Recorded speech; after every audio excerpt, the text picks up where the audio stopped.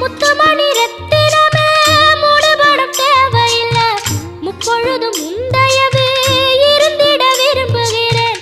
ஆழக்கடல் நீ கிடந்து அரசாள வந்தவனே, அதுபோல என் மனசில் குடியேற வாருமையா. சம்ஹார நேரத்தில் சமுத்திரம் பின்வாங்கும் சந்தோஷ திருநாளில் நல்லருளை தாரும் ஐயா. முருகன் என்று முழங்குது என் மனசு, கடலை போல உன் கருணை பெருசு.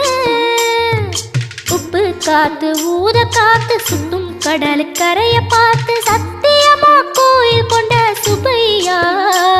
எங்க குப்பத்துக்கு குலவிளக்கு நீ ஐயா.